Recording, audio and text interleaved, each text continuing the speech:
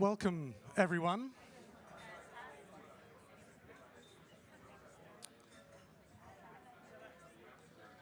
Hello there. Hi, Emma.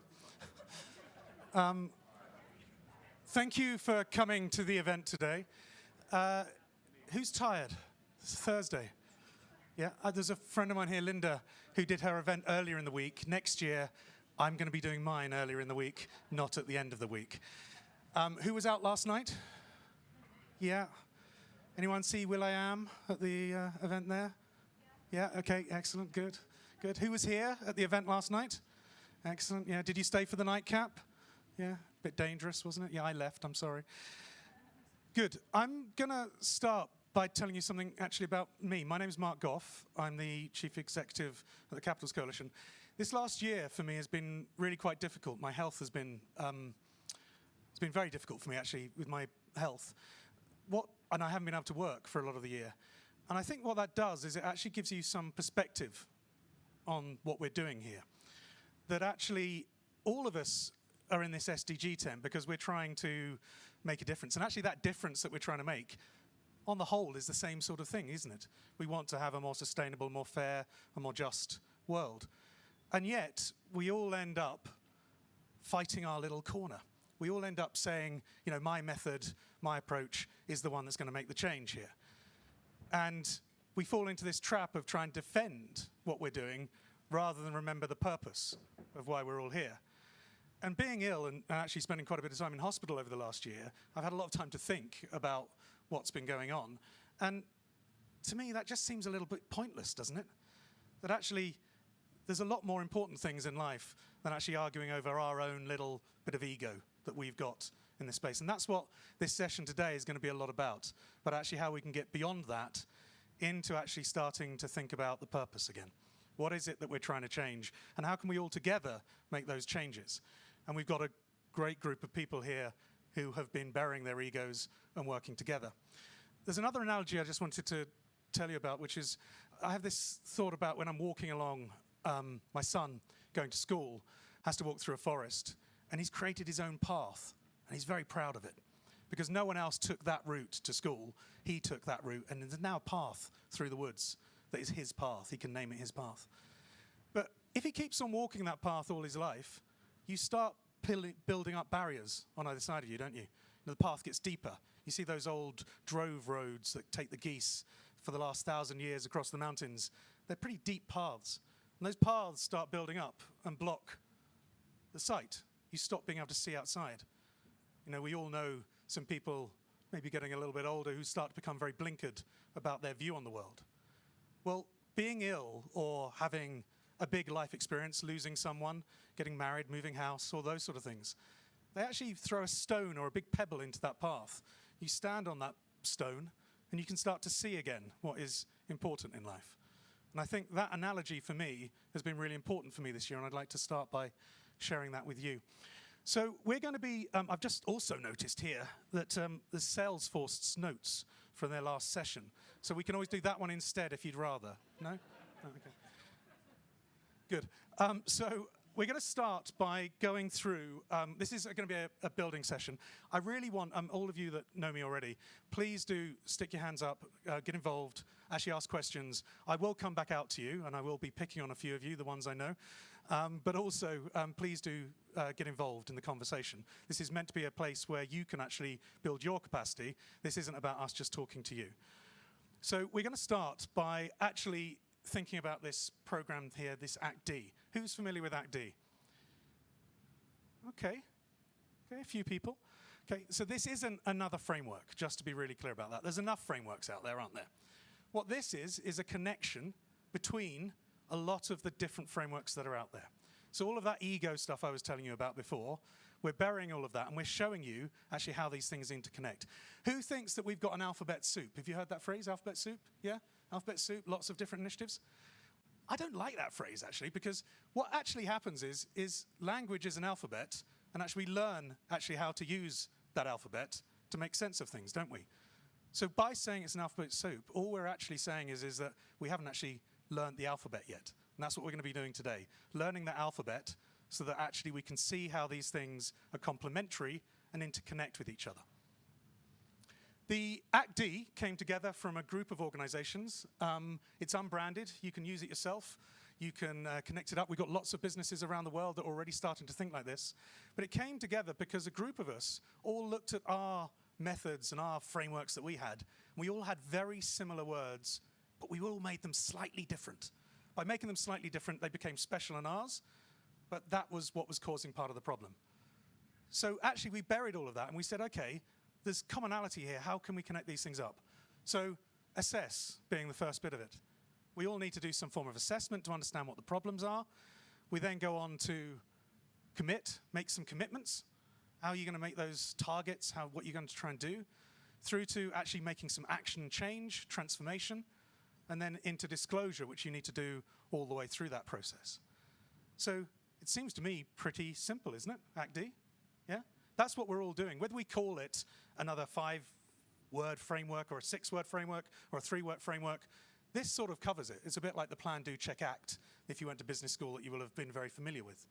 And this actually allows us to show how all of those different initiatives that you may have heard of, that alphabet soup, starts to connect together, and what you could do as businesses or organizations to actually apply that. So first of all, I'm going to ask Adeli to come up, please. Come on, give her a round of applause or something. Don't leave it. Thank you. Thank you, Mark. Hi, everyone. So, Adeli, we're going to, you very kindly stepped forward here to be the example to run through this Act D program and to show us actually how it works in practice in a business. So tell us a little bit more about that, about what you've been doing at GSK. Absolutely. And hi, everyone. It's a pleasure to be here. And we stepped forward trying to share what we're doing, what we're getting it right, where we're not. The purpose is learning. You know, we're on a massive learning journey. So I'm not here to say we're doing everything perfectly, but we're trying. So a little bit about me. I lead our strategy and partnership work in environmental sustainability at GSK. The title is wrong, but don't mind. Sorry. That's absolutely fine. So who is GSK? GSK is a global biopharma company. So at the heart of what we do, there is health. And you touched on this a bit before, so I just want to make that bridge, you know, health, purpose. It's fundamental to us to act on climate and nature, because climate change and nature loss are creating new health threats and are pushing health inequality. So there is a super strong purpose-related action here. And I think every company, not just the pharma companies, should think about that. So what I will try to do today is, as we go through each step, really explain how we have put some of these frameworks in practice, you know, what we've done to operationalize them with some example, some learnings, you know, some of the themes that are emerging internally, some of the doubts we have. And I hope that that will be helpful. Maybe just to start and set some context. I don't know if that's the right time to do that. Yes, please do, yeah. So from, you'll see here, we're committed to a net zero nature positive healthier planet. That's a massive statement, but that's the ambition. And I think, you know, as we said before, it's probably a general ambition if we're all here. But maybe before we go into the details of each step and what are the targets and the action that sit below this big ambition, I just want to explain why, since the very beginning, we have launched twin targets, so climate and nature. And that's really because I've touched on the health and the need of really thinking about protecting and restoring nature for health. But we've also realized really quickly that if we have a climate target, there is no net zero without nature. So the connection there is super strong and really needs to be explored strategically inside companies. And the third and final point of really addressing nature alongside climate is business resilience. You know, ultimately, there is no business without nature. And I think that's another realization that we all really need to get around. Wonderful. Can I stop here? Yeah, stop there for a moment. Let's take a seat. Wonderful. So we're going to go through this. Now, one of the challenges is there was someone else meant to be moderating this. It wasn't meant to be me today. But they're stuck in Brussels because of the ice clouds, so they couldn't actually get on a plane to be here. So I've stepped in. So someone was going to be interviewing me next, about the session. So what I might do is I might just keep on walking from one side of the stage to the other as we're going through this section. But the assess piece of the puzzle, as many of you will know, the capitals work that we've been working on is an idea that takes financial capital, which most of you will be familiar with, and starts putting other capitals in the context. A good friend of mine here, Pavan, often announces that he is a real capitalist. Go on, tell everyone why you're a real capitalist, Pavan. Because most of these fake capitalists work in only one dimension. I work in 4. So that's why, 4 times as much. Human, natural, and social as well. Thank you, Pavan. So this idea of capital, that you invest in something and you get a return from it, is actually at the basis of how you might start to understand how you assess something. Okay? So there's, in the framework, and if you go to the Business for Nature website, on there you'll find the ACT-D framework with all of the different tools, and we'll be hearing from John a little bit later about that as well. Bless you, Emma. Then we're going to be going through all of these different sections. But in the assess section, there's different areas that you may want to start thinking about. So the first thing is materiality assessment. When we first started doing that in the Natural Capital Protocol, we actually got a lawyer to look at it because there's a lot of connotations with materiality, what it means, how it fits. There's a lot of tools out there, and it doesn't actually matter which tool you're using as long as it's relevant to your business. But that materiality is extremely important. And all of this, by the way, fits through in all of the different networks. It's not just that what we've been doing is the assess bit, but when Tony comes up a bit later on to talk about TNFD, that assessment's clearly in there. Erin from the Science-Based Targets, that assessment's clearly in there as well. The valuing impacts and dependencies, I'll show you in a minute just one of the pathways that we tend to use. So these pathways that you can use on different approaches, different things. So you might be thinking about air pollution. So what's the pathway you might use to actually measure those impacts and dependencies? A few years ago, when we were starting to do this, 2012 or so, there were very few people using the word impact. Now I can't go into a room without it being full of impact products, impact tools, impact this. I always wonder whether they mean negative impact or positive impact, because that's not normally that clear. But actually that impact tool is very, very popular. The term is very popular. But actually, do we all still mean the same thing? Evaluating the business risks, opportunities, expanding the assessment also to include other capitals, as Pavan was just telling us there. So one of the things that we've done with ACT-D is actually we've put it into an infinity loop. So we work across businesses, we work across governments, we work through financial sectors as well. We've got about 450 organizations at the center of the coalition, and then about another 30,000 or so that we're engaging with every year that are looking at this concept of value, what is valuable. Within this, though, as you can see, we changed our circle to look at assessment, commitment, transforming and disclosing for businesses, then doing the same thing that you would do that with finance sector and with government. And the reason why this is important is that we need a common understanding across what business does, what finance does, what government does. And at the moment, this is a very disparate map. There's lots of different activities going on, but what we're talking about here is actually having consistency that runs through our understanding of value around these points. So this is a pathway that you might be familiar with. It's health, again, we've used here. So a lot of business activities you will see in a lot of the standards and work that you'll be looking at, they will ask you to measure something. And that measurement might be the amount of emissions that are coming out of a factory, in this example.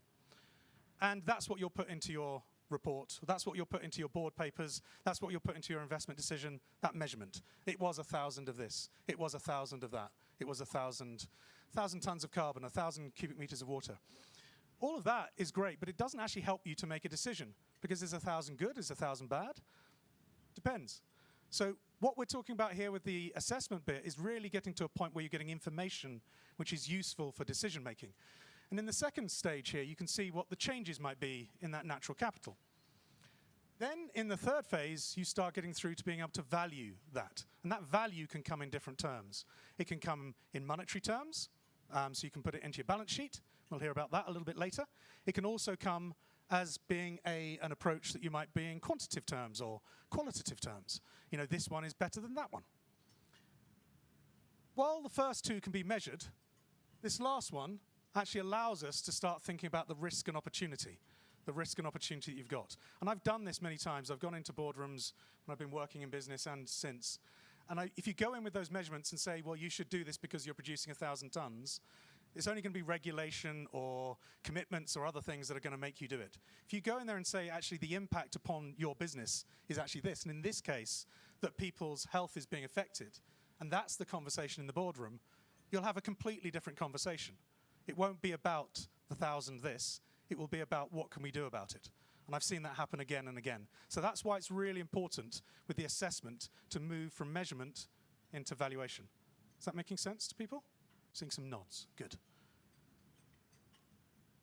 So just a couple of things that we're doing that will allow us to set out what's going next. So we set up a value commission, which we're curating at the moment.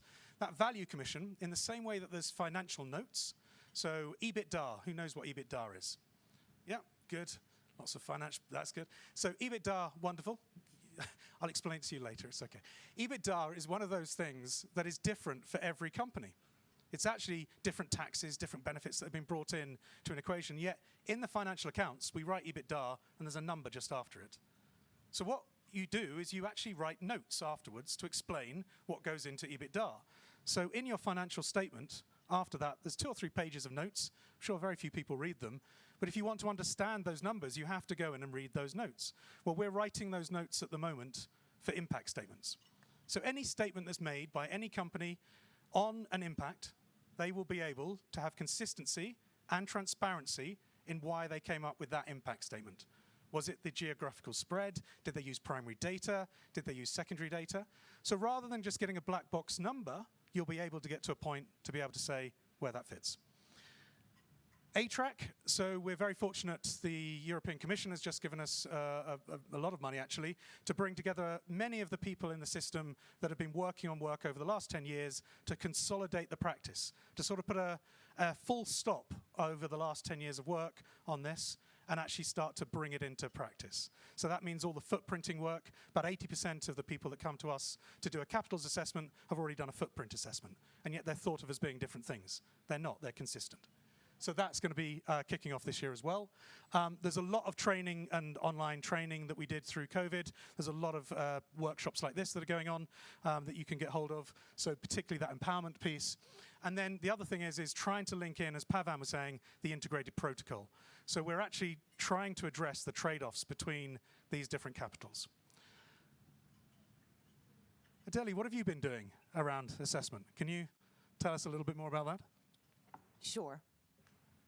First, I might start by saying that, if you're a manufacturing company, your value chain is really complex. So assessing is fundamental to understand where to go. What is really that matters to you within your supply chain so that you can actually act with focus and priority. That is also really difficult. So let's not kid ourselves, right? It takes a lot of data. The more data you have, the better assessments you make. So there is a lot of complexity to manage and a bit of paralysis to manage. But the key point, I think, at least for us to kind of go through all of that has been follow the science, follow these amazing guidelines that are coming out. And, we started with the Natural Capital Protocol years ago, and now we're piloting TNFD and SBTN. And the amazing thing about them for us is that we see them as extremely complementary and connected, and that something that really should be taken together. So TNFD has really helped us, as we went through the pilot, understand the hotspot from a business resilience perspective. So really, where is it that we should focus from a resilience perspective to future-proof ourselves around, water scarcity, and actually, funnily enough, some of those points are very linked to the carbon side of things, which again helps then to drive priority action. And SBTN, and we're going through the pilot as we speak, is really helping us understand what is the right impact for nature. So, maybe we had a target of 10% in a certain basin. If you look at the local state of nature, that might need to be 20 or 30. So it's really that what is right for nature locally, depending on where your impacts are. maybe the final point to say that it's something we have learned, and it's a big realization, and it has been very important, is that these assessments are not static, as maybe other assessments in other areas in the business. It's really an evolution, because our data are getting better as we go. Guidelines might change and evolve. So it's really about, being open to that evolution and expansion of assessments, or eventually then when you commit, of targets. But that's very important, because if you wait for perfection, you kind of never start. And you need to start based on what you have, follow the science, understand your priorities, commit, all the next steps, but keep going back to that assessment when the data are better, or where the guidelines are better, or the state of nature changes. So yeah, evolution. Thank you. Excellent. Erin, can I ask you to come up? Come on then, round of applause. Thank you. Yes.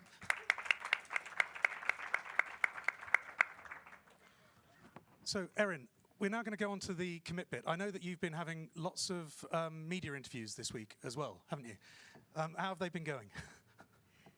They've actually been going really well, because media is excited about hearing the insights coming directly from the companies that are participating in our pilot, and seeing what we're learning from that, which is a lot, and we'll get into that.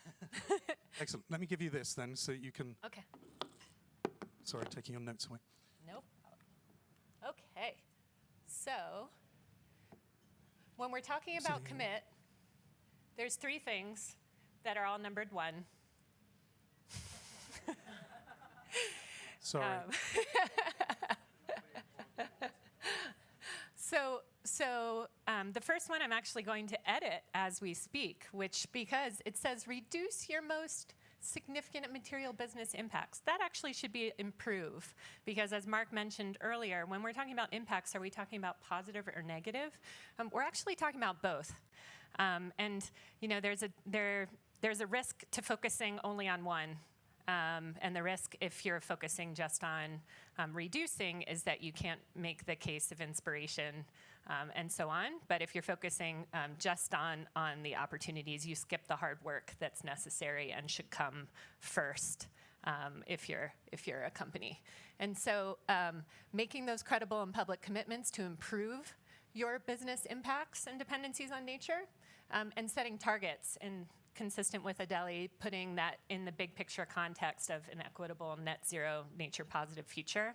And then monitoring, reporting, and improving progress. This is a learning experience for everybody, so making sure that we're checking in on what's working, what's not, and how do we shift from here are the key points.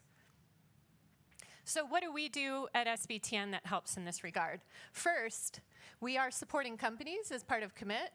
This is in several ways. First, focusing on direct impacts that a company has in terms of their pressures on nature. Second, making sure that when they're doing targets, they've got the guidance for having them be measurable and time-bound and location-based. As you heard from Adele, when you're talking about nature, you're talking about what is relevant in that place. Whether the amount of fresh water is a shortage or not depends on where you are. Whether nutrient pollution is an issue, whether land conversion is an issue, and in what forms. If it's already been converted and it's more about restoration and so on, that all varies. And so we are working on having that be in line with ecological thresholds and societal goals, so that at a summary level, a company can feel confident that civil society through SBTN has given them the guidance to know they're doing their part to meet the goals of the GBF. And that at a very local level, it's informed by, in the example that Adele provided, what the local hydrological model says is needed in terms of water reduction. So, the insights that are coming out of the pilot. First, risk management, this helps. But there are opportunities beyond that. This is not just a risk management story. We are doing ourselves a disservice if we focus solely on the risk management. We're going to be publishing a piece on Monday that's going to get into more detail on this front. I encourage you to look at it And there are some specific examples there where companies have allowed us to provide those specific examples, and we'll be continuing to share more insights as we progress. The second, raising ambition. This is about both validating the leading ambition that is already in place in the cases where it's sufficient and raising it where it's not. So one example from a company is, oh, we had a zero deforestation commitment. We're realizing through engaging through this process, it actually needs to be zero conversion of all natural ecosystems, including grasslands, wetlands, peatlands. It's not just about forests. That's one example. Measurable benefits. We have a couple of examples of actually cost savings that are anticipated, a hidden risk that they hadn't seen that could provide serious cost issues being some examples there. The fourth is going to be an ongoing journey for us, which is making sure that we're balancing rigor and feasibility. So we need to manage this balance of meeting companies where they're at today, but making sure we're putting in place the level of rigor that helps drive the transformation that's needed. And so we appreciate that the companies that are working with us are providing insights on how we can manage that tension. And lastly, people at the core. This is something that the companies are highlighting. What expertise do they need? They either need it in-house or they need it through their partners, their NGOs and their consultancies. We provide a list of service providers. Those service providers, we actually have about 500 individuals signed up for our first Train the Trainer. That's really essential for making sure that the communications to companies are accurate and in line with the content.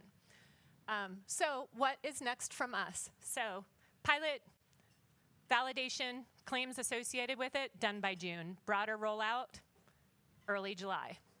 We've got some enabling content around finance sector guidance, a readiness check framework to help companies do a self-check on how they're ready, and a few other things that I won't get into here because I know I'm close to my 5 minutes. We also recognize that the first version we have now is a meaningful first step, but it's incomplete. We are expanding the scope, for instance, to cover ocean, to expand on freshwater pollution to toxics, to further integrate biodiversity. And with that, I will hand it over to Adele to talk about her experience working as one of our pilot companies. Right, so commit.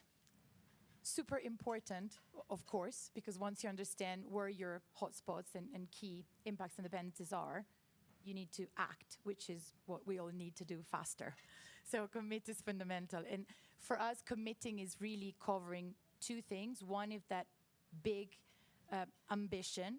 So that's what you see on the slide, and I'll go through it very quickly. But also commit means looking at the specific targets across the different realms, so freshwater, land, and what you're going to deliver by when. So measurable, time-bound, to drive that, also short-term thinking and prioritization. So on the longer-term commitment, what you see on the slide is our nature strategy. I could talk for hours about this, but I'll be super quick. Really, the big picture is being aligned to the Global Biodiversity Framework and that ambition of halting and reversing biodiversity. The framing is the 4 realms of nature, as SBTN and TNFD outline. And the action pathway that we're selecting, that we're choosing, which is very aligned to the mitigation hierarchy, is really avoiding those negative impacts, reducing wherever possible, then restoring and protecting nature alongside. For us, it's very important not just to focus on the reduction of negative impact, but also to restore and protect nature in parallel. And ultimately, it's about accelerating that transformation piece, that collective action. We really understand, especially based on where we are now in our maturity, that without the collective action, the industry transformation, we're not going to move forward. So it's a fundamental step in the ambition. And that's a commitment. It's out there, If we move to the next slide, sorry, thank you. I'm not going to go through all of this, but this is just to give you some granularity around these are the target we set for ourselves in nature, so across the full realms, in 2020. And we're working intensively to progress in all of them as we speak. One thing I want to stress about the targets is that this is what we committed to do based on our 2020 impact and materiality assessment. As we speak, of course, we are rerunning some of that. We're working with the SBTNs. As Erin was saying, we're validating some of these targets, or if the ambition is not enough, we might need to evolve some of this target.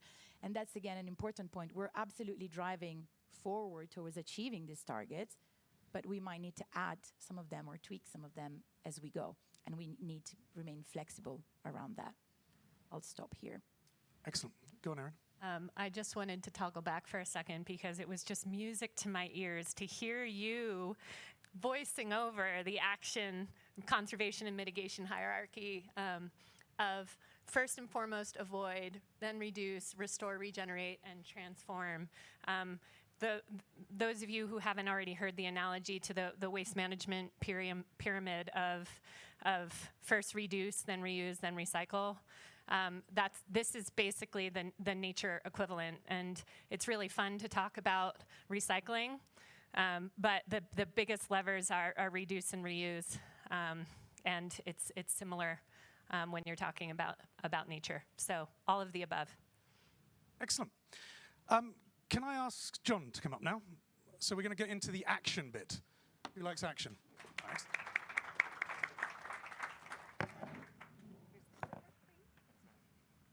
So John, and what we'll do is there any clarifying questions for Erin at the moment? We are going to have everyone on the stage in a bit where you can engage, but no? Good. So, John, now for nature. What are we going to do to act? How do we act? You got the controllers. Thanks. Thank you, Mark. And you did mention that you're not supposed to moderate, so I won't blame you for asking me the second question that the moderator was supposed to ask me. The first question was supposed to be about transform. And I'll just mention that quickly. I just want to, before I go into this, because you mentioned purpose, I want to remind the audience of why we even decided to try to come up with something that now looks like the ICD. What we were trying to do, our purpose as organizations, was to help companies contribute to the nature positive global goal. And Adele just mentioned it. That's a global goal to halt and reverse nature loss by 2030 that 193 countries collectively agreed upon in Montreal in COP15 in December 2022. So you have 193 countries collectively giving us the direction of travel. And so we came up together and said, okay, we have these global societal goals. We know the private sector is not going to be the only actor to make sure that we reach that goal, but how do we ensure they can actually contribute to it? And this is how we came up to the ACD. And as we were working on ACD, we realized there is a temptation to go straight into the transform, straight into the actions. But we realized you couldn't do that blindly. You needed the assess, the commit, and the disclose to make sure that the company itself, but also all the other stakeholders, civil society, investors, all the others also have clarity in terms of the actions that are being carried out. And so I will eventually go through quickly the sub-actions behind transform, but the main tagline, what we're trying to do is to contribute to that systems transformation with that nature positive purpose in mind. As we were working on the ACD, we realized that indeed these actions are interrelated and they have to be carried out together. In order to make that even more abundantly clear, we developed a joint campaign that was just launched before COP28, which is called It's Now for Nature. That's a joint campaign with the same coalition, the same organizations, encouraging companies to develop and publish ambitious nature strategies.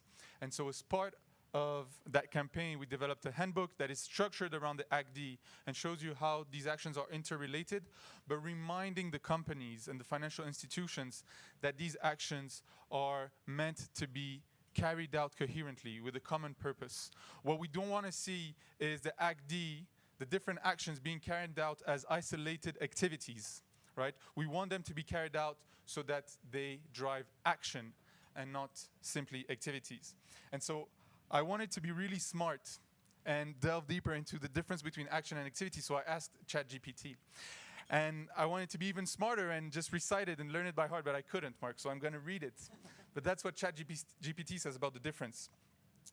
It says, the difference between action and activity lies in their purpose and impact. Action implies purposeful and meaningful behavior that produces a result, emphasizing efficiency and intention. And I think that really relates to the message also coming from intent and the message that we've heard from Andre Hoffman and all the different people that were on stage this week, the notion behind intent. And so this also reminds me of a quote from Ernest Hemingway when he says, "Do not confuse motion with action." We've been talking all week about motion, momentum, all the momentum behind nature. What this campaign is trying to do is trying to make sure that we keep that purposeful, and so that the companies have a clear strategy, they carry out these 4 actions together and publish them. With that, let me go quickly brush over the different actions. Now, Erin said we have to reframe this, so we already mentioned the mitigation hierarchy. This is what you see on the slide. We'll add improving your impacts beyond the hierarchy of avoid, reduce, restore, and regenerate. And for those of you, I assume, Mark, that we'll be able to share that material and the slides with the audience. You can go to the sector actions that, once again, was developed as part of a joint effort by different organizations to help companies understand what this means for their specific sector, bringing it to the next level of granularity. The next is to shift and collaborate. So to adapt your business strategy, but as we said, no single company is going to be able to deliver that nature positive global goal by itself. So also engaging and collaborating with other stakeholders, the business organizations, civil society, and others, but also the other companies. And Adele mentioned, and GSK has been fairly brave, I would say, in sharing openly the fact that they're learning through that process. And so engaging with other businesses is also one of the ways that we can make sure that there's impact and we maximize impact within the private sector. Advocate. This is to make sure that your advocacy messages, including through the influence you have in your own trade associations, go in the right direction, that it all aligns, that it's all coherent with that nature positive global goal. And Business for Nature just released a policy consultation, which is open right now on our website, where you can also help inform where your company is ready to push, where your company is ready to advocate, and try to make a difference also at the policy and regulatory level. Last but not least, embedding all this in governance. And so we'll have Tony speak a lot about that in his intervention, so I won't go too much into the details. But basically, this is what, in the end, also brings it all together, making sure that the leadership, all the way from the board to the C-suite, is not only approves the nature strategy, but actually is also responsible for its delivery.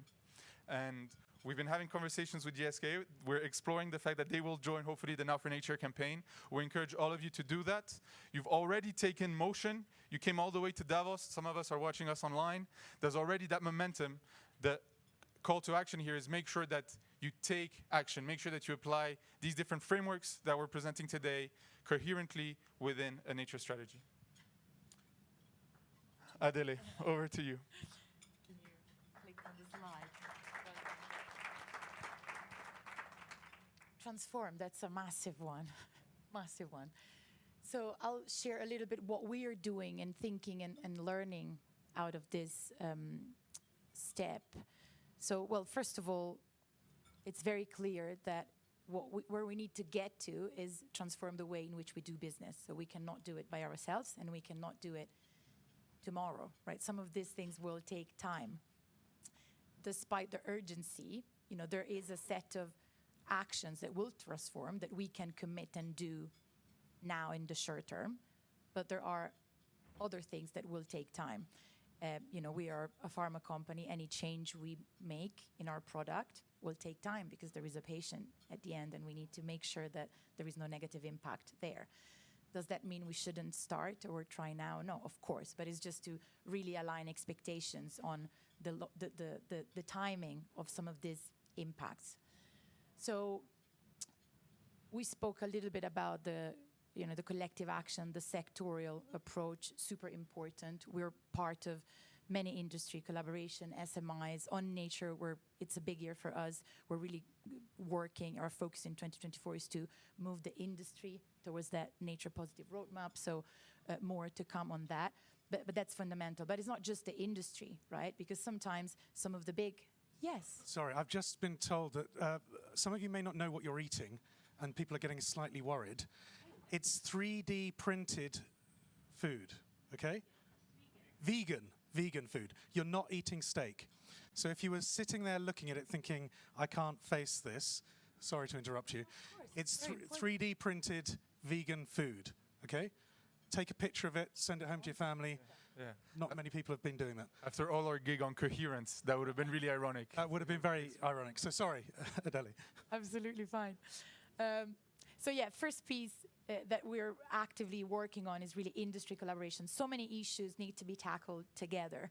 So we're really working on that. Second pillar is supplier engagement. I touched on this a little bit before. That's fundamental for a few reasons. First of all, because a lot of our value chain is made by supplier. You know, if we think about the carbon side for a moment, you know, more than 80%, probably on average, of all the footprint is on scope 3, very similar on nature. So we must engage with suppliers. We must transform how we engage with them. We need to get different data from them that we probably have never asked. So really important piece of work, very difficult, but we need to get going. Policy and advocacy, John touched on it, so I'm not gonna say too much, but very important, again, to align the bigger picture and add your voice. And I think this is also important in the context of each company, big or small, will have a different role to play in the transformation. So really think about what is your role. You know, that's something we put a lot of thoughts on. You know, if it's leading, if it's setting an example, if it's helping to scale or helping to pilot some of the new frameworks. I want to conclude with the engaging local stakeholders. That's a very important one, and it goes also back to that, you know, first, nature is local. It's place-based. We win or we lose at the local level, and that's a shift in mindset and in business. But also, if we go back to the purpose, ultimately the purpose is to have a positive impact on those local communities by doing good business. So it's fundamental, and it's very different from what some of us have done before. So fundamental to get it right.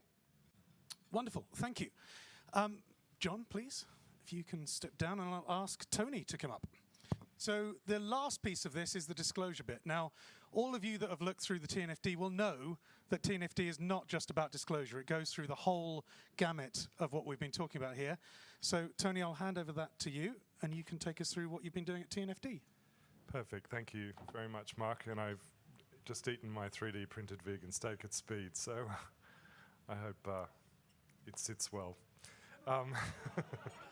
A little too much information there, thank you, Tony. It is quite an innovation. I was wondering what's the electricity footprint associated with the printing of the steak. So, lots of questions.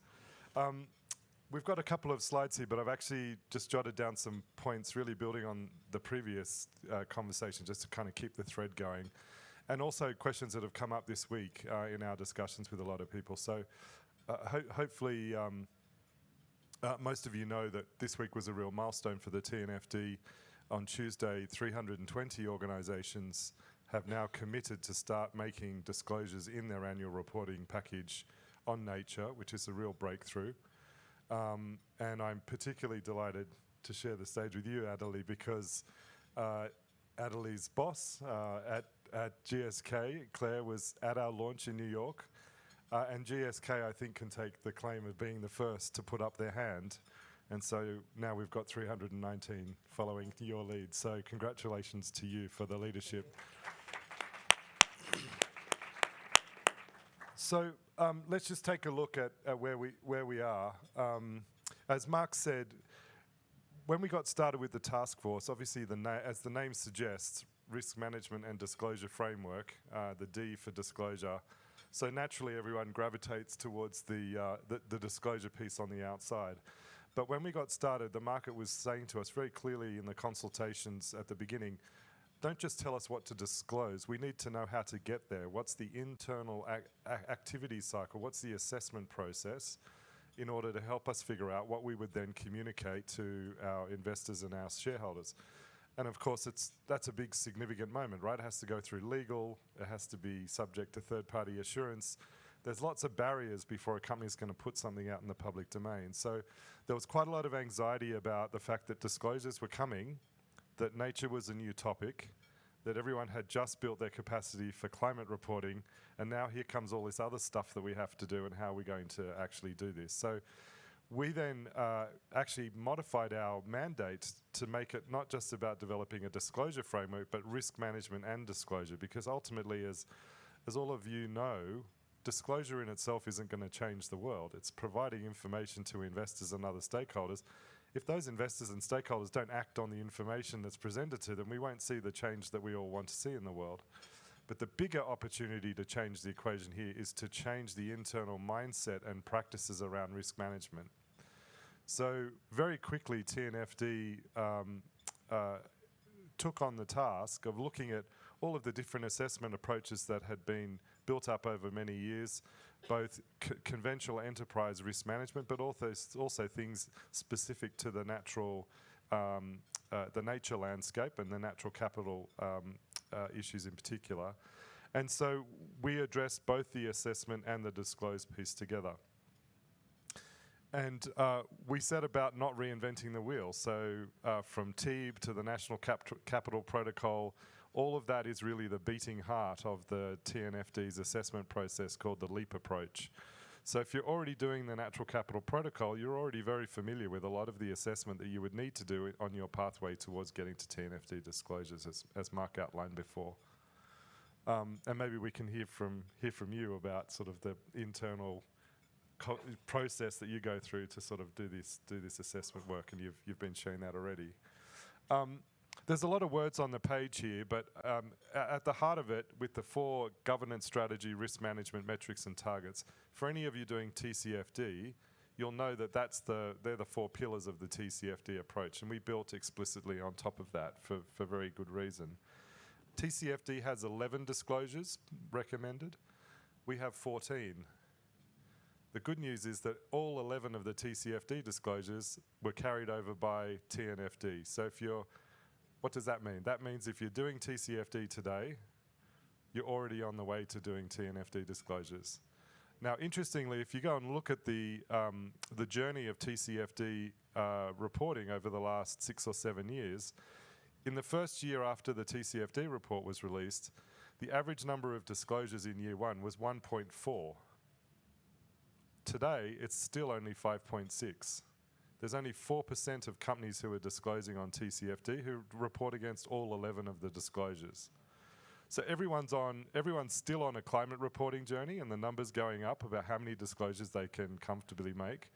And we think the glide path should be the same, reasonably expect, and should be the same on nature. So our key message is, don't let data be a barrier. We know there are data challenges on the nature side. There have been data challenges on the climate side too, particularly around Scope 3. But don't let data be a barrier. And this was Claire's central message at our launch event in New York in September.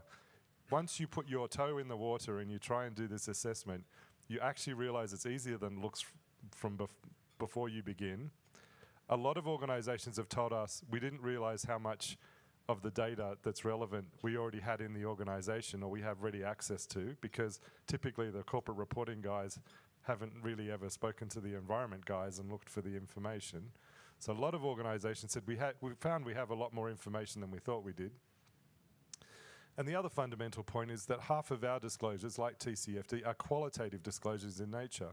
So you don't need to do mountains of quantitative analysis to start making those qualitative disclosures. Get the governance disclosures being a good example.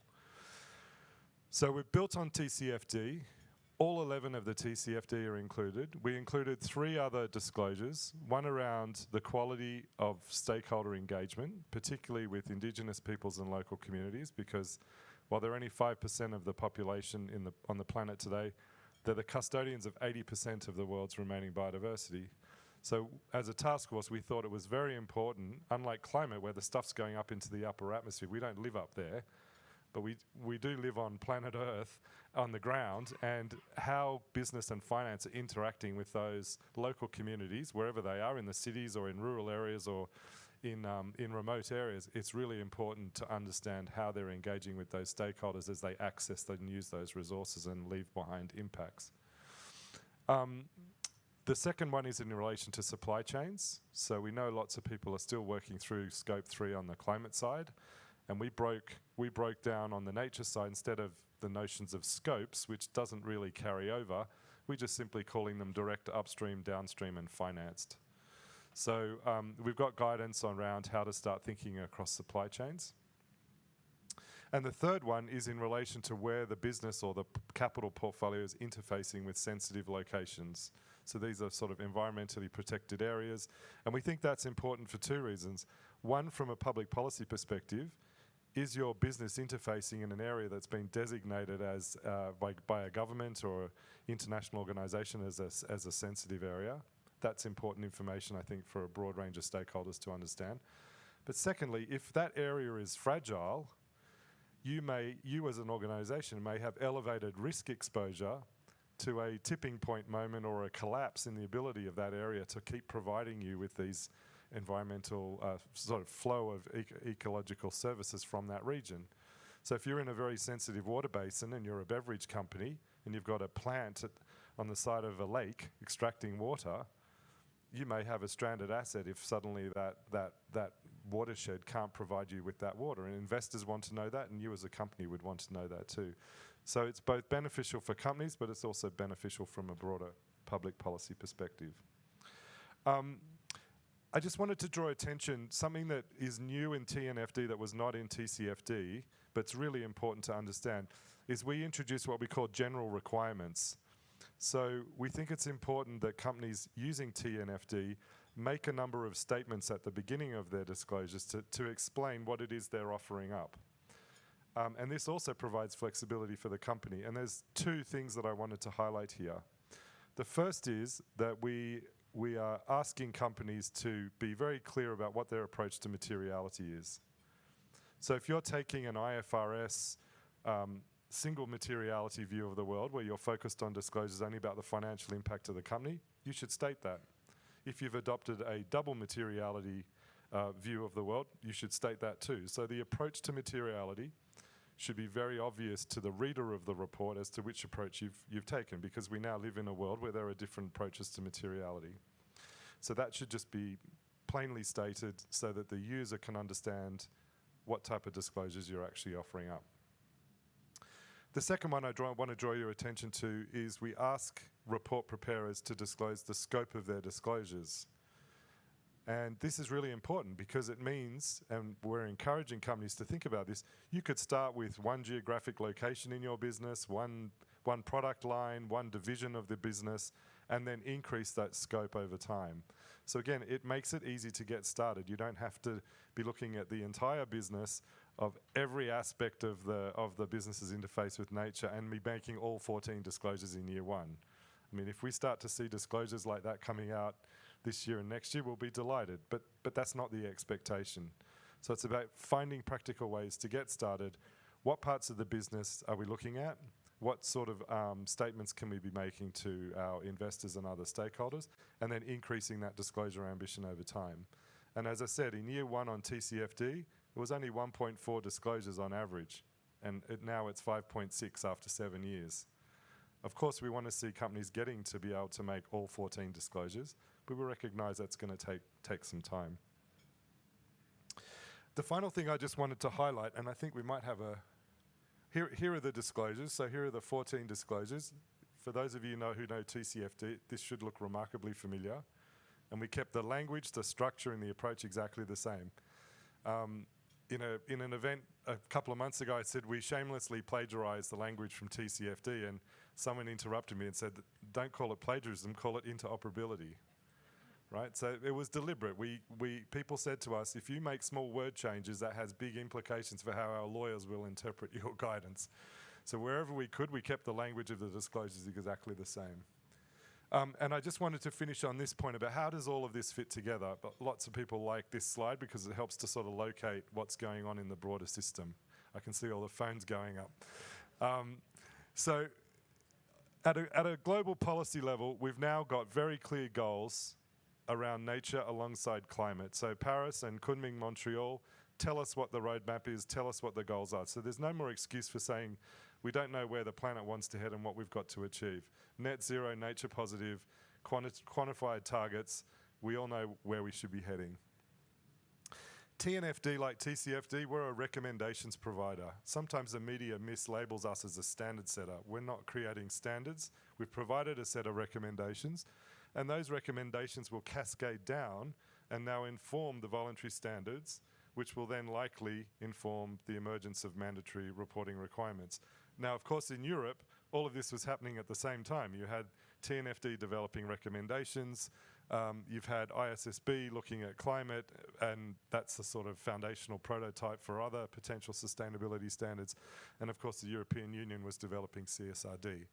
The good news is we were all talking to each other for the 2 years while we were working in parallel.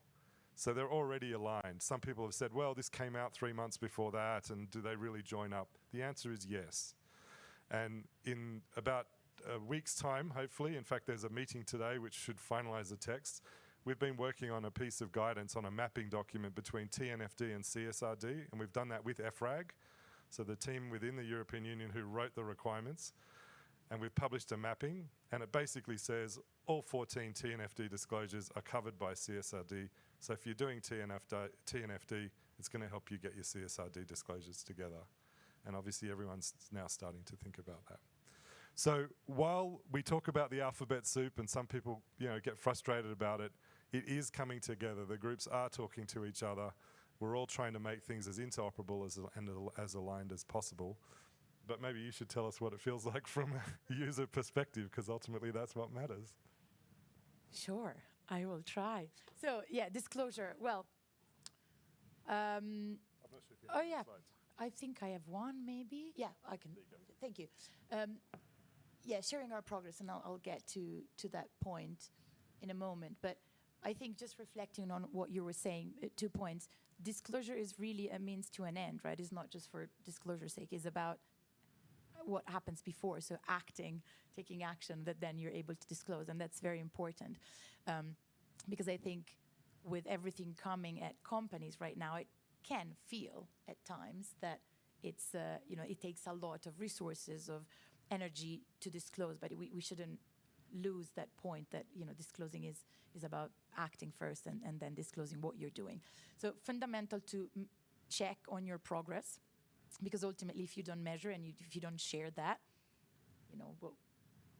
what are you doing? So fundamental. At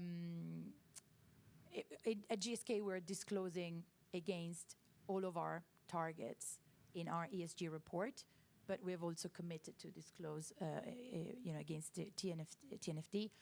So we're preparing for that. I would echo what Claire was saying, that of course it is a lot of information, but once you get into that, it's probably less than what you were expecting, and there are so many connections with everything else you mentioned. So absolutely echo that. The other piece, maybe just to mention, is that for us, disclosure goes beyond sharing progress, and it really is also about that learning piece, which is very important to us. Because again, we're on this massive journey.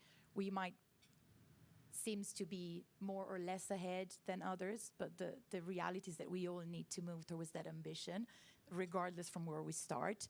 So disclosing what's going well, what is not, what we're learning, what have we overcome, all of us, it really will help all of us get where we need to be. I might actually pause here, but if there are any specific questions, happy to. I was just going to make one short add-on. Since we launched in September through till this week in Davos, we've been on this sort of global roadshow to raise awareness around the recommendations. And I just wanted to offer one final reflection, which is it's been quite striking going around the world talking to different audiences, because there's very much people looking at this from a compliance perspective. Regulations coming, I'm going to have to do this, I better just start figuring this out now, and wanting to stay 5 minutes ahead of future regulation. But there's also another audience that's been engaging that's really excited about this and seeing this as an opportunity for differentiation, for assembling the data to find new opportunities to contribute to nature positive outcomes, which will be commercially attractive. And this then feeds back into John's point about strategy. So I would encourage all of you to take the sort of positivist approach to this, which is to say, don't just look at this as a compliance exercise, you know, getting the numbers and making the statements to tick the box on CSRD. Of course, that's important, and other jurisdictions will likely now follow with regulation. It's really about framing up how your business is dependent on nature, how you make, as Adele said before, your business more resilient in the face of the nature loss that we've heard from Johan Rockström and others that's accelerating. This is about the resilience and the future of the business, but it's also about finding fantastic new commercial opportunities to contribute to the nature positive outcomes that we want to see. And the place where we've seen the greatest momentum on that has actually been in Africa. And we've got a really amazing, small but amazing group of early adopters from Kenya, and they're all looking at this in terms of, yep, we're going to figure this out. We're going to be early movers because we see both opportunity in this as well as better risk management. So I'll just stop there and see if there are any questions. Thank you. Go on. No, please stay there. Can John and Erin come back up? So now, is everyone replete? Everyone's had some of the 3D printed. Did you like it? Any nods? Yeah, some nods. That's good. That's good. It's very quiet, isn't it? I think we need to get them talking. So who wants to come in with some thoughts then? Maybe a question, a clarification, something you've been doing in this space around Act D? Yep. If you can say your name and affiliation before you start, that would be good.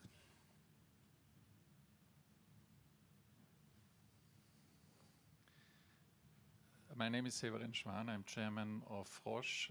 Congratulations to that session. That was extremely useful for me, and I learned a lot.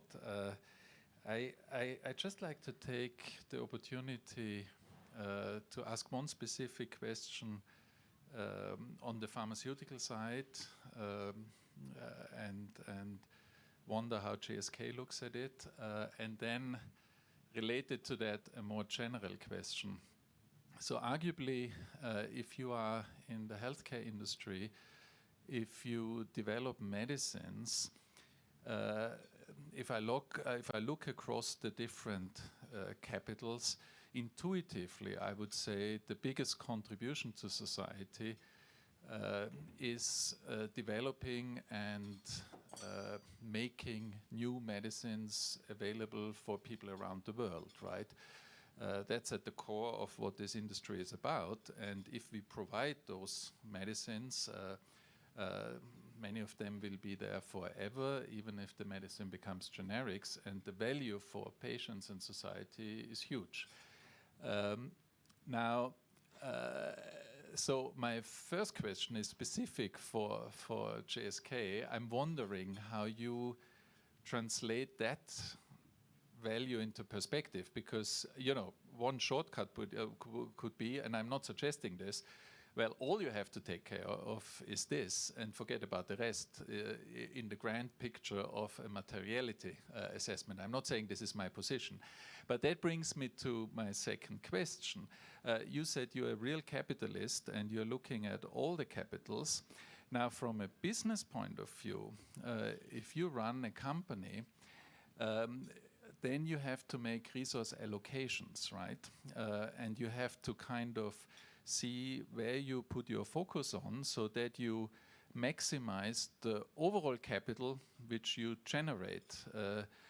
And now where I'm struggling and I'm wondering where is kind of the world and how much can the methodologies and recommendations help us in this respect, or is it just by definition not possible to make those trade-offs, right? So if I build on this example with the social capital, right, which we create by having healthy patients. Now, how do I compare that with, say, financial capital? Now, the financial capital is easy. I open my annual report. I have so many dollars in terms of financial capital, and then I put this next to the social capital, which is an enormous number, but I don't know what the number is. Then I have the natural capital, which is obviously very important, but I don't have a number to it, right? And on top of it, what I see and hear and learn is that many of those aspects are also qualitative, right? So I'm just wondering on this journey, when will we come to a point where this is kind of actionable in the sense of a holistic management of the company beyond the individual actions which you just pursue because they make sense anyway. So a specific one and perhaps a more general one. Thank you.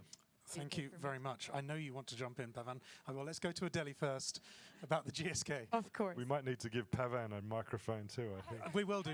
I'll give him a microphone. Go on. Yes. So, yeah, great point. So first of all, absolutely, the biggest value of our sector is to patients, right? Is to global health. And I would go actually and build on that and say in a changing climate and in a world where nature and biodiversity is lost with changing diseases, our need is also to look at that and to support the world adapt to that, because there will be new diseases coming. So there is, a real question about, yes, what we're doing now, but also let's look at where the changes will go, as we're seeing already, and we need to get ready for that. I actually go back to the resilience point because, your suggestion, which I understand is not your position, is that enough, right? Could you just do that? But if you continue to do that while depleting nature, you're not going to do that sustainably for the future. So if your biggest value is to bring medicines or vaccines to patients, those medicines and vaccines most likely are relying on nature. You might need water, you might need specific materials.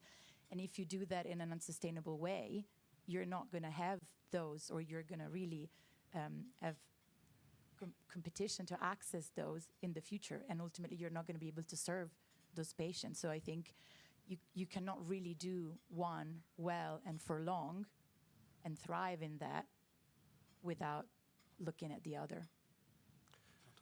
Can I just add to that? I think the new big word from our perspective in the nature discussion compared to the climate analysis that everyone's doing is the word dependency. We haven't really been talking about our dependence on the atmosphere, but we need to really bring this notion of dependence on nature to the forefront of corporate thinking. And when I do sessions with companies and financial institutions who are starting to think about nature and TNFD, I tell them the first question you should go back and sit with your teams over a cup of coffee in the office on Monday morning is, start with the basic question, how is our business or how is our capital portfolio dependent on nature? Because that one question will just lead to a cascade of inquiry that you can start building out. You can use the TNFD LEAP assessment approach or some of the other assessment tools. But we've got to start getting business leaders thinking about dependence on nature, which is, to Adeli's point, pharmaceuticals, you wouldn't have a business if there were no natural resources for which to develop your next generation products. And I'll just give you one quick example. So there's a company that did some pilot testing of the TNFD approach. I won't name the company, but they develop supplements, vitamin supplements. Their single biggest revenue earner comes from products that are based on one ingredient, which is evening primrose oil. And evening primrose oil, they knew, was pollinated by a moth, a particular species of moth. So there you have your single biggest revenue generator dependent on a moth, and they realize they don't really understand this moth very well, and yet their business kind of profitability stands on the moth and its ability to pollinate the crop. Now, what they did through a TNFD pilot exercise was they went and they sourced their product, I think, from about 6 places around the world. So it's not a lot, and they need that moth to be there to keep pollinating the crops for underpinning their future cash flows. They were very worried that the only way in which the tree was pollinated was by the moth. And what happens if the moth population collapses? Through doing this assessment, they actually realized that it's a combination of the moth and wind that helps to pollinate the crop. So it was actually a moment of realization that the risk is actually a bit less than they thought, but now they've got a much greater appreciation for these critical dependencies, which is the biggest driver of their future cash flows of their business. So we have to start thinking about your future cash flows of your business, and your investors expect it to go like this, are dependent on this flow of ecosystem services from nature, and the science is telling us it's going like that. And that's not a sustainable relationship over any period of time. So I think that's really the heart of the inquiry that companies need to start thinking about. And if you put a value on the dependencies, and this is what I'd love to hear Pavan maybe elaborate on more, you put a value on those dependencies, then you think, well, if 60% of my revenue depends on evening primrose oil in these 6 locations, how much am I going to invest to protect and make that revenue more resilient? We are, John, I welcome you. We are going to go into, you're staying with us for a little bit longer. We are going to go into a panel in a minute about how we embed this actually in financial markets, and that will answer some of that question as well. John, you wanted to come in, and then I'm going to come to Pavan to answer the question. I'll just quickly segue with the lawyer's answer, and then we'll let Pavan and maybe you, Mark, talk about the technical tools that are available in the integrated capitals protocol. What I wanted to say is your question relates to the trade-offs, right? And how do you balance trade-offs? And we all know the symbol of justice is the balance, right? And that's been the case forever. And so this question is directly linked to another very important word that we hear, which is the just transition, right? So how do we make sure that the decisions that we take account for different trade-offs for optimum results? That's directly linked to shifts in the regulation, where we used to think that judges were only supposed to apply syllogistic reasoning, right? So you have a rule, you have an example, a case of the rule, and you just apply it, and that's it. We're shifting now within economic law into more case-based commissions that are going to go into the trade-offs and look at how the stakeholder or the company in this particular case appreciated those trade-offs and whether the decision that it took was ultimately coherent or congruent with a reasonable approach to these different trade-offs. So that's a bit high level, but I just wanted to mention that. Very helpful. And the integrated protocol will be released this year. We released a white paper last year. We became the Capitals Coalition to address that question of trade-offs, to try and bring together the natural capital, social capital, human capital. But Pavan, there's a lot of work that's been going on in this space. Can you say a little bit more about how we actually can do this on a day-to-day basis?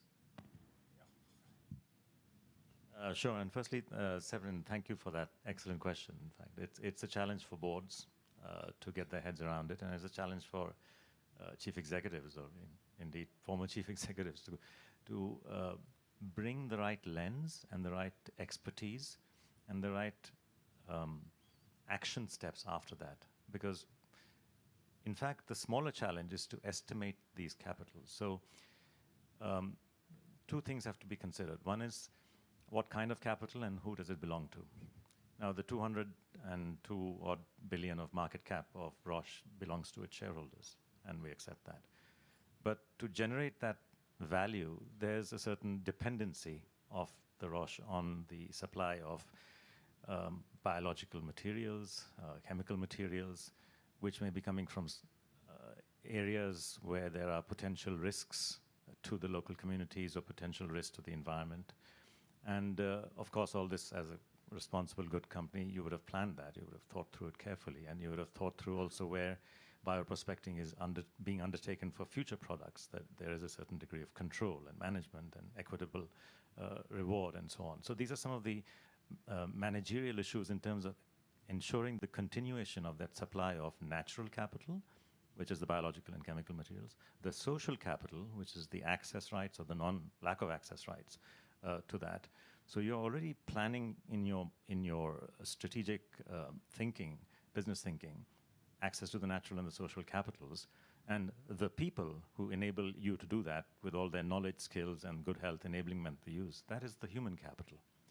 Now, the fascinating thing in our world, and we all know this, right? That's part of the challenge, is that whilst our accounting systems, the IFRS, perfectly captures, well, not perfectly, reasonably well captures the total, all of the components of assets belonging to the company that contribute to its financial capital, they don't capture the knowledge and skills in the heads of your employees, which you have actually helped develop, which they can walk away with to another, to GSK for the sake of argument, and so on. So you know that it's there because you've built it, you've trained them, you've developed them, people have spent their time with your employees.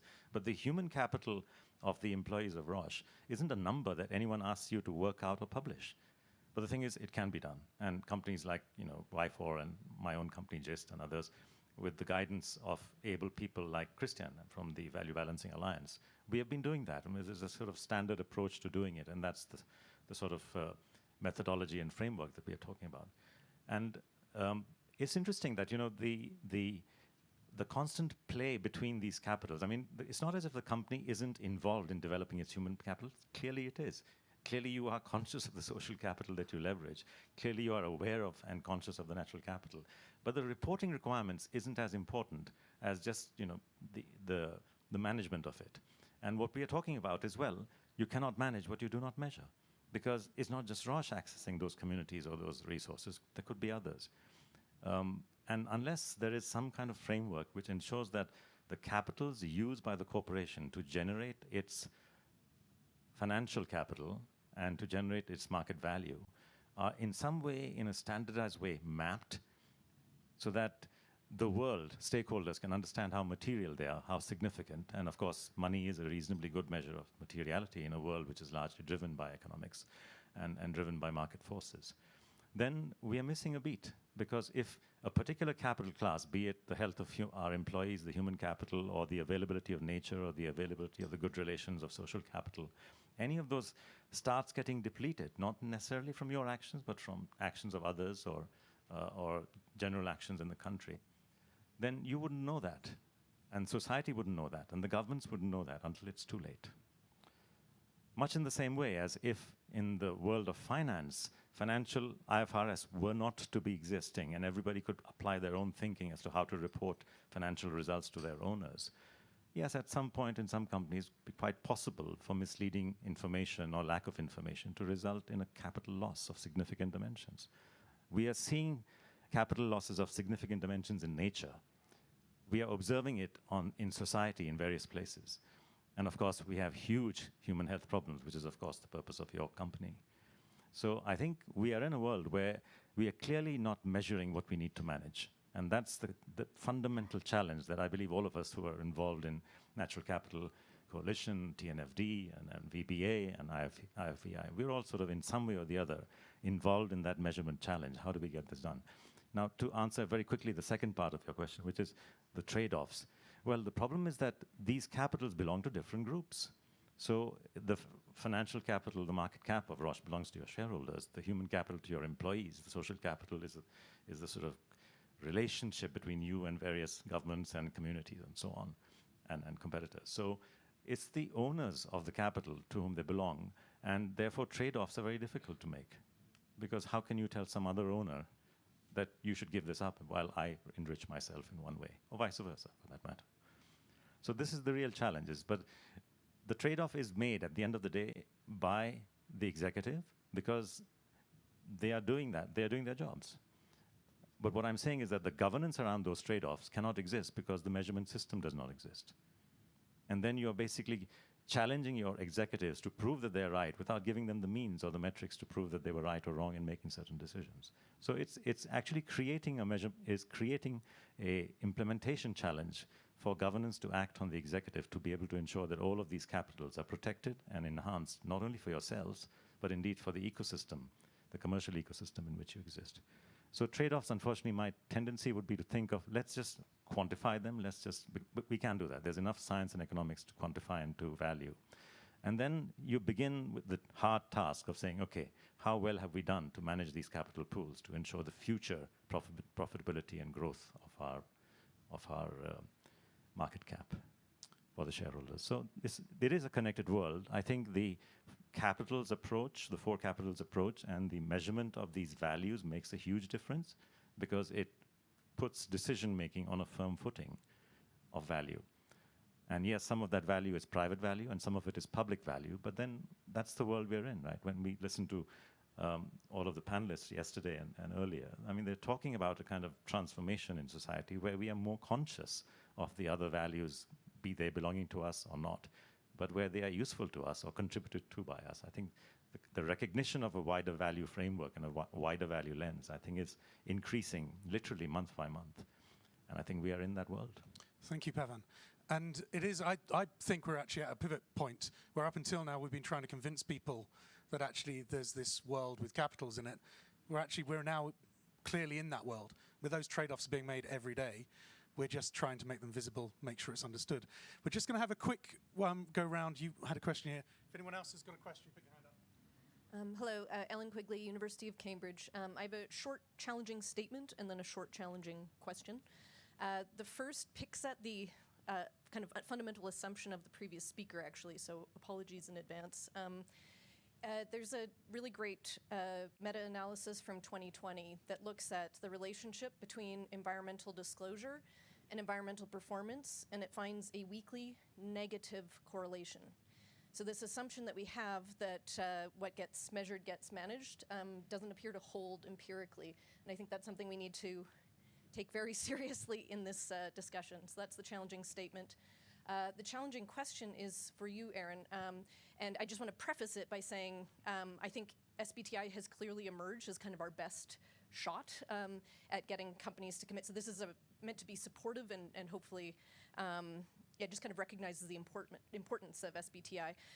But I've seen some assessments of companies' disclosures against the SBTI, and it looks like some of them are not actually aligned with the science. They're kind of gaming the system, and I just want to recognize that's very, very difficult to come up with a system that's not gameable. But I'm wondering what your process is for addressing that. Are you looking at those assessments? How do you go about tightening the structures that you have?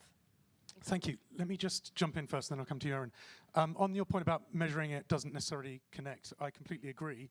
I've been saying for years that it's not about actually measuring things. When you measure things, as I was saying earlier on, you just get a number. That means that nothing happens. It's actually when you turn it into a value that you actually get to action. So I agree with you, measuring things doesn't lead to things. It's when you actually understand what you're measuring that you can act. So I would agree with that research that's come through. Aaron? Actually, one. It'll come on, I think. It will come on? It won't come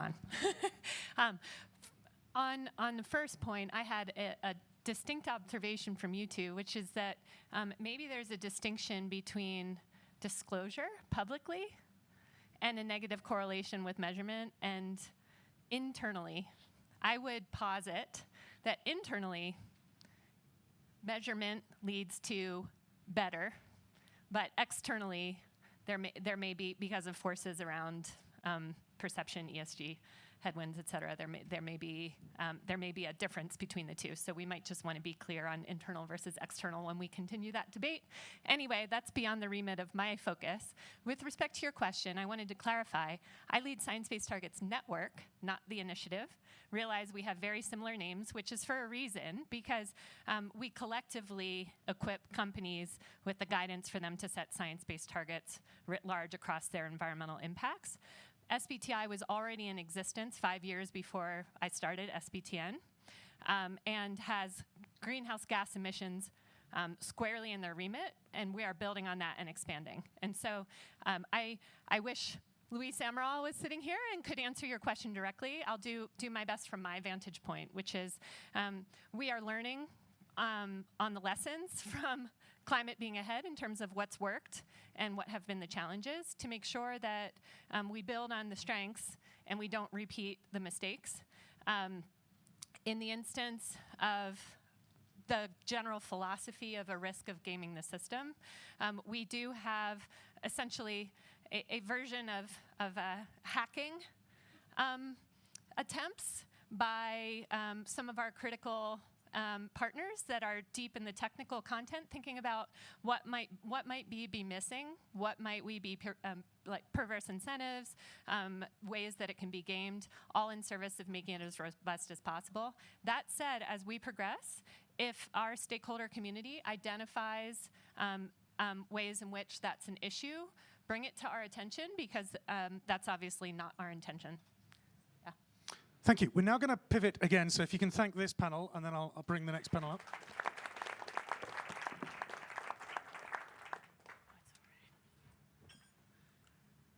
So we're now going to move into how do we actually, these frameworks are great, okay? Hopefully, in fact, let's do a little bit of standing up, because you've all been sitting down for too long. Stand up if you think that actually you've learned something that you didn't know before from this session that we've just had. If you're staying sitting down, I'm going to come find you, because it means that I need to know what. So stand up. That's good. Okay, you've all stood up. That's good. That's good. That's good. Okay, you can sit back down again now. Get a bit of... Who was that? Oh, okay. Okay, go on then. Tell us what didn't you learn today? No, I'm just really great to see that so many people have learned something. You know, it's been somebody who. Sorry, my name's Edward Pollard. I work for a company in the UK called the Biodiversity Consultancy, and we've been supporting SBTN and TNFD directly and also with the clients. And it's just great to see so many new people for something that I've been supporting and embedded with for 4 years now. It's great to know that there are still more people coming and learning and wanting to learn. So that's what I've learned, is that there's more people who want to learn. Great, thank you. And thank you for all the support as well. So we're now going to move into the embedding actions into markets. So it's great to have these frameworks. It's great to have these tools, these different ways that you can apply this thinking. Hopefully you can see now how they're all interconnected. You can see actually where it is a toolbox of tools. It's not competing frameworks. So we're going to ask these three eminent people to come up and actually talk to you about how does this start fitting into a financial market? How does this start? Please, Nalco, come up. Christian and Martina as well. Please take a seat. And how does this actually start to become a reality in the world? Why are you laughing, Nalco?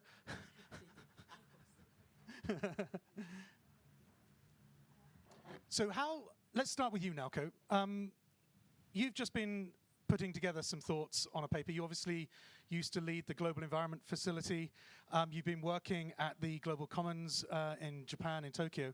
But you've just put together this paper around natural capital and how to bring this into a reality in markets. Can you tell us a little bit more about that? Sure. Hello?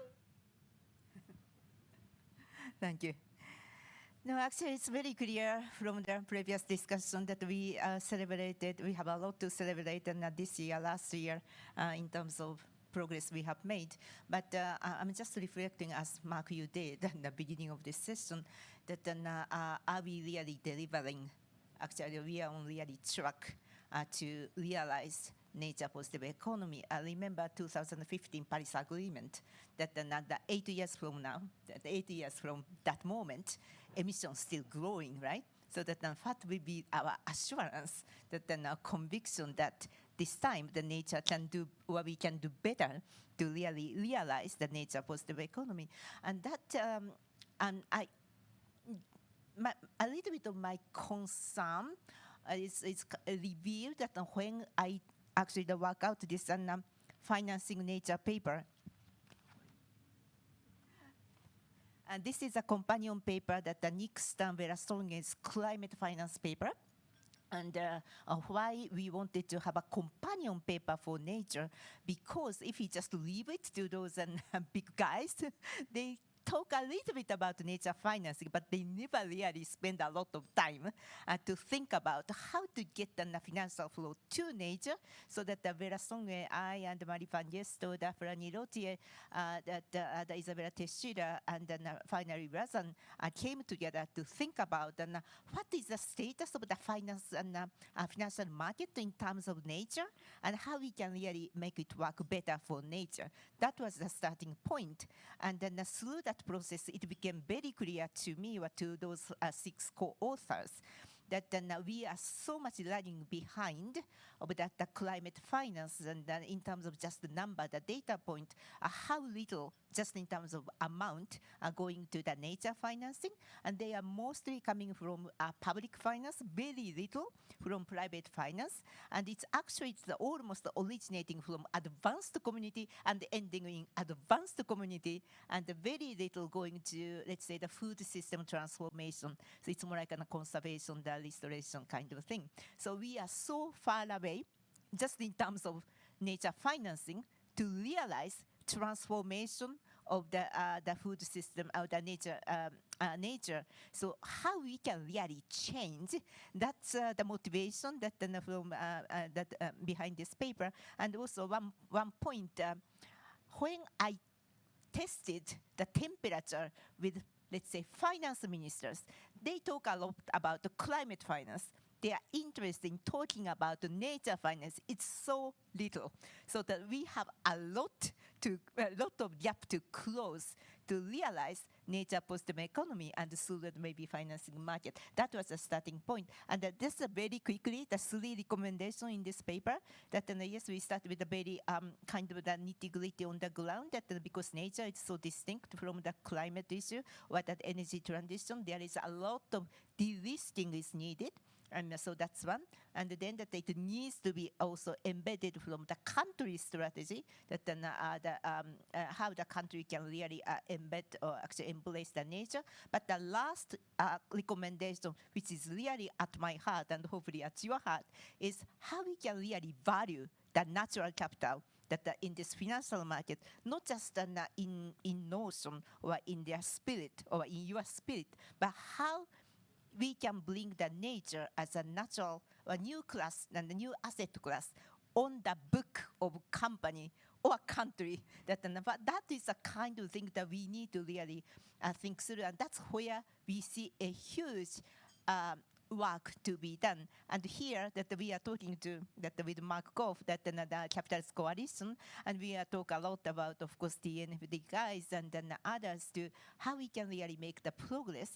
And just thinking about the question raised by Chairman Brosh, that so that fundamentally, unless and until we find a way to put the monetary value on this natural capital and bringing it on your book or balance sheet, things will never be realized. That's my conviction.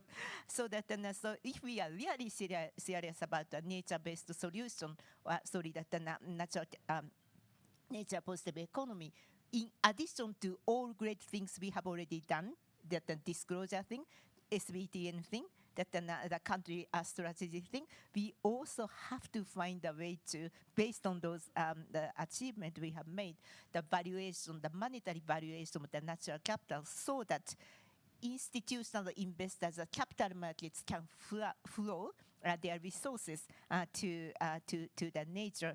The Sony is the first, one of the first early adopter of TNFD that we already had a conversation with them.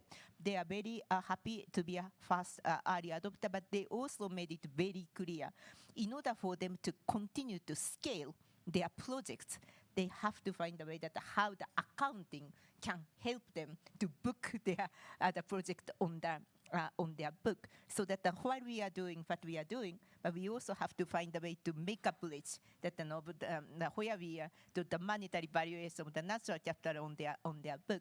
The Africa, the Kenya, that the president also made it a very clear statement. If the financial market can put the monetary value on their natural asset, the forest, that their debt issue will be automatically gone. So this is a challenge we are facing, and I really hope that this group together can find and work together, accounting professional, rating professional, standard setter professional, and others, and MRB professional, to find a way from here to the monetary valuation of the natural capital. Yeah.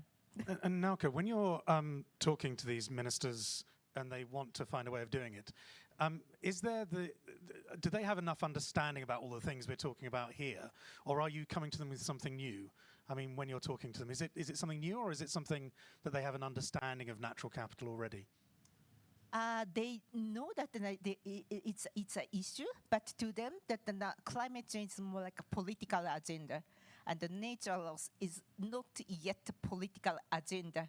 And when they have to spend their own political capital, I think that the nature is still lagging behind. That's my understanding, my assessment of why the politically nature loss is lagging behind. And Christian, so you've actually been working with businesses to actually create these accounts, to put all of these capitals into the accounts. You've got a group of leading businesses that are doing that. So how is that going? Are they changing the way that they're making decisions on the basis of this information? Thank you. The end of the week, the batteries are running out. It's all good.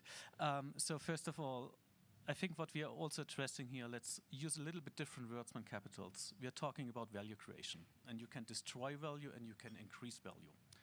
And I'm working with 30 companies around this world, and I'm happy to say, sorry, Servian, to put you on the spot again, that 2 Basel headquartered pharmaceutical companies are part of my organization, thinking about how can I really measure the complete value I'm generating.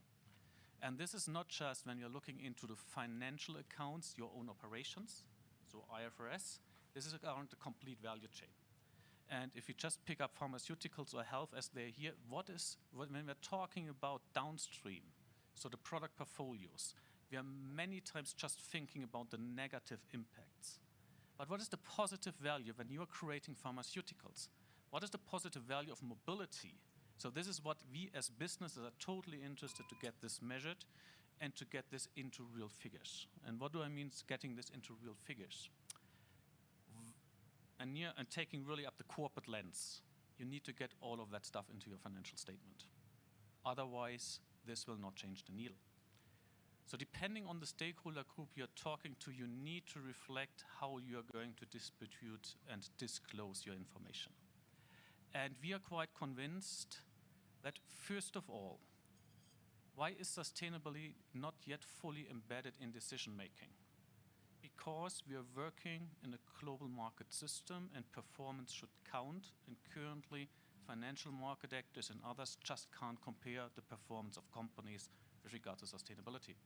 They can with regard to financial accounts. No one is asking us around, give me more data on your financial performance, because it's all there.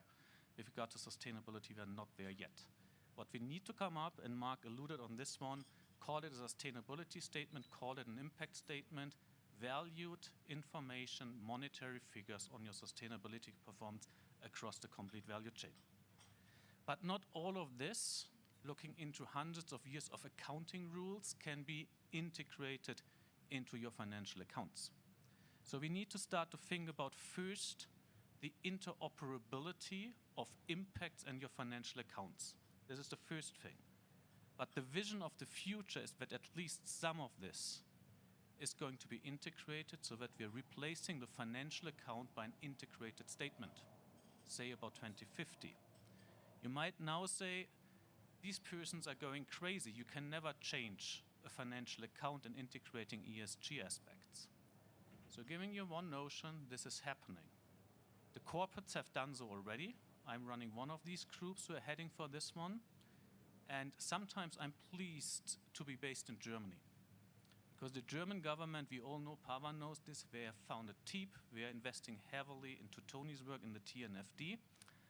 And in the coalition contract of the German government, there's a notion in ESG aspects need to be integrated into financial statements, starting with CO2. And you can expect that a legislative process is coming up in this year that German companies most probably, by law, need to integrate what is currently called a CO2-adjusted EBITDA. Why not EBIT? Because if you're looking into EBIT, so much consequence around tax payments, dividends, and so on would be affected. So it's maybe a longer way to go. But we are all fully aware it's not just about CO2. We need to have at least a nature-adjusted EBITDA, but we also need to think about social and human capital.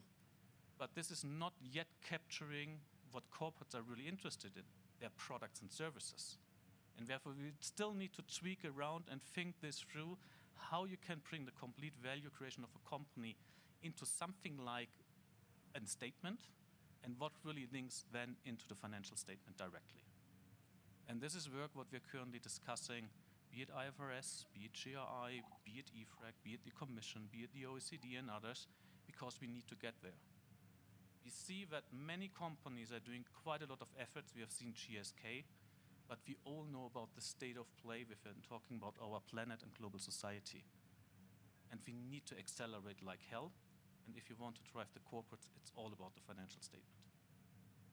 Thank you, Christian. Hello, Martina.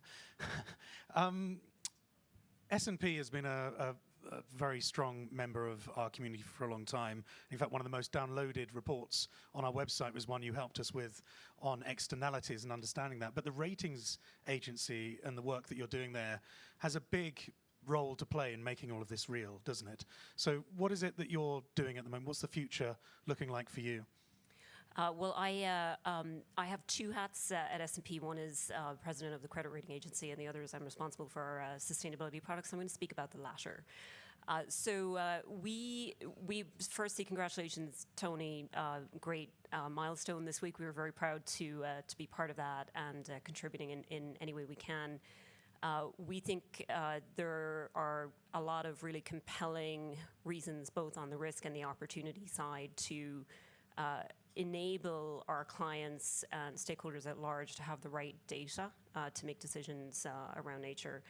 And it starts with understanding that there is actually something at risk. So your points resonate really well, because at the end of the day, if it's value at risk, for example, or opportunity to be gained, you certainly have a very good chance of getting an audience's attention. And so some of you may know last year we launched actually here at Davos a nature risk framework that we co-created with UNEP and WCMC.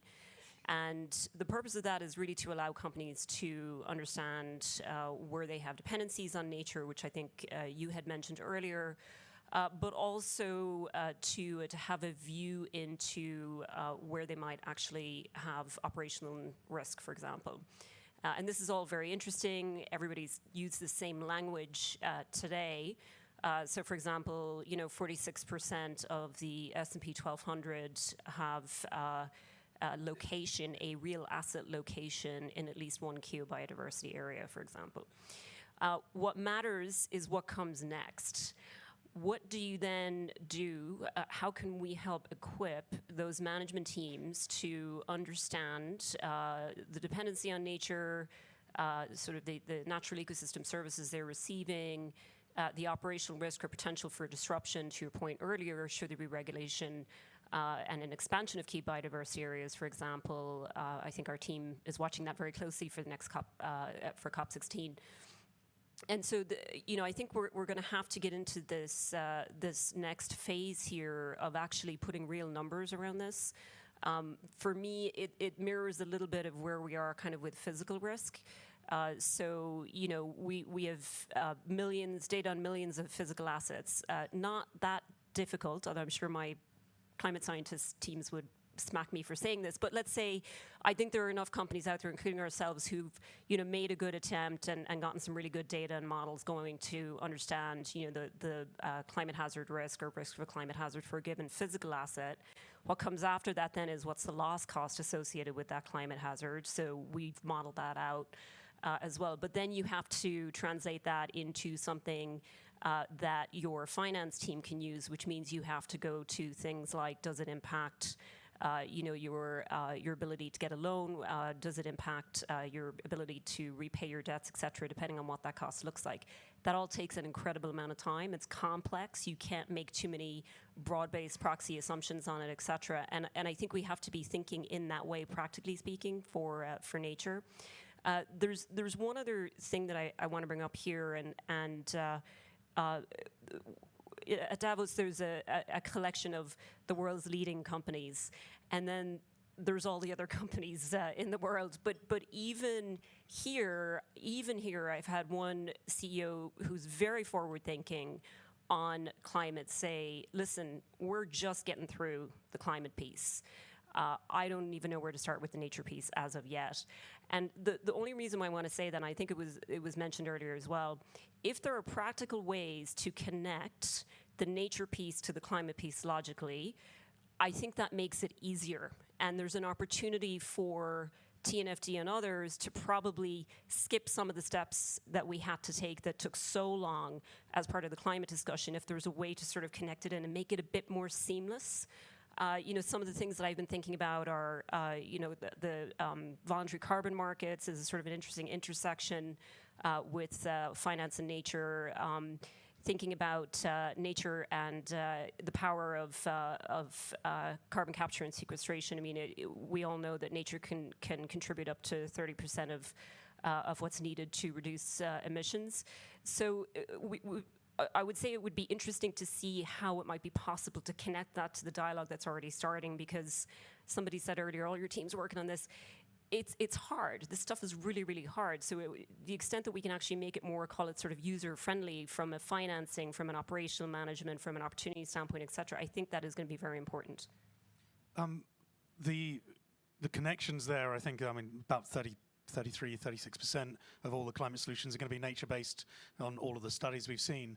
And also developing the strategy, you can't just do one if you just look at finance and don't think of these other things. We know there's externalities. If you just looked at nature and didn't think of the others, it would be just as bad. Other businesses that you're talking to and your clients, are they all really in the climate space, or are there some that are starting to go across the different areas? I think the microphone was telling me I spoke too long in my last point.